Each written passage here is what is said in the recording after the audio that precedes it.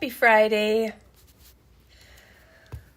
You ever wonder what your purpose is and if God is aware that you're around?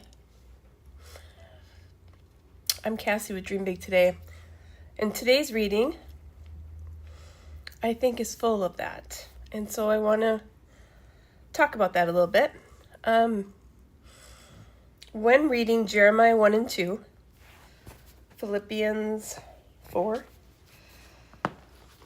Psalm 75 even, and Proverbs, I think it all talks about how God has a plan and purpose for us before we're conceived. He has a plan for us way back. And so we don't thwart that by babies that aren't born, but to know that we all have a purpose and He has a plan for each one of us is amazing and can be unbelievable. But sometimes we wonder, well, what's that purpose? What if it is just to love the Lord? What if that's all we know our entire life? In Philippians 4:8, it says, "And now, dear brothers and sisters, one final thing. Your purpose is to fix your thoughts on what is true and honorable and right and pure and lovely and admirable. Your purpose is to think about things that are excellent and worthy of praise. Your purpose is to keep putting into practice all you learned and received from Paul, from Jesus, from the disciples. Everything you heard and saw being done. Then the peace of God will be with you." I see that as the next part down in, what does he say? 18, that He is generously supplied with the gifts, that He is comfortable in all situations, that He's joyful, and He needs nothing but the glory of the Lord. And we know that Paul suffered. We know that Jeremiah suffered. There's many, many, many people that were prophets of God, were kings for God, stood for God, and it's not always an easy road.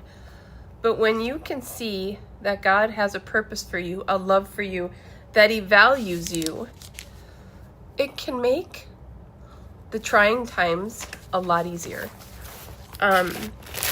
Because you're praying about them, you're talking to God about them, you're not worrying about them.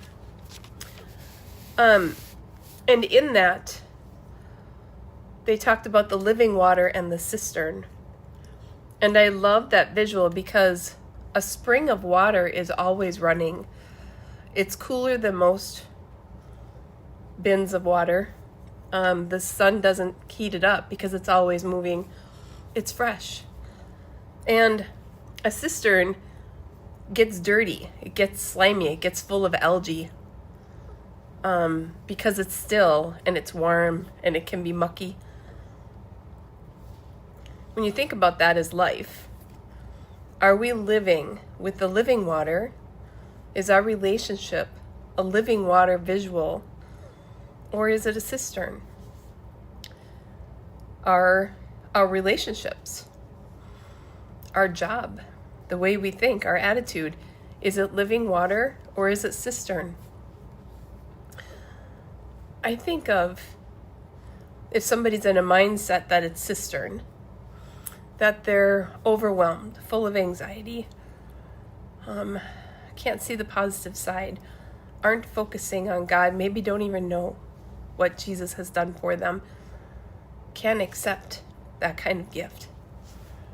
It breaks my heart. Because we should all know the living water and be as overjoyed as the Samaritan woman at the well, who knew that Jesus knew everything about her, and yet still the living water was for her. So another thought I had was the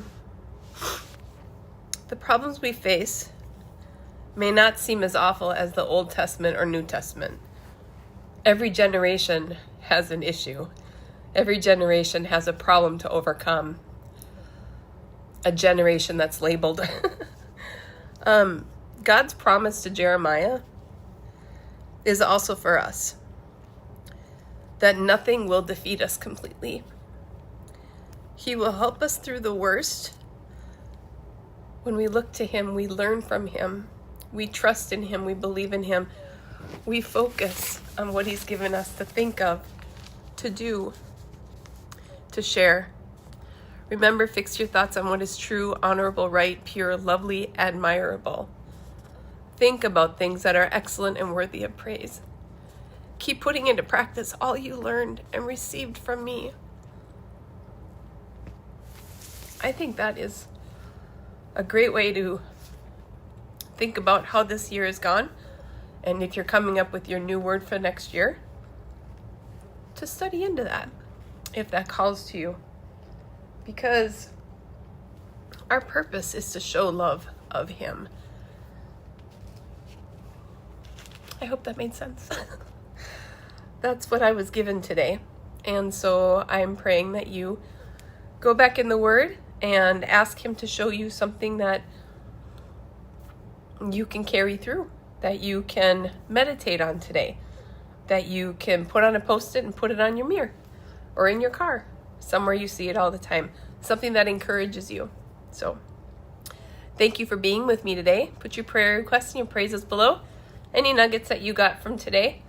We are here to rejoice with you, to pray with you. We are a community that loves you. So you are loved. You are never alone. Go be a blessing this weekend. We'll see you next time.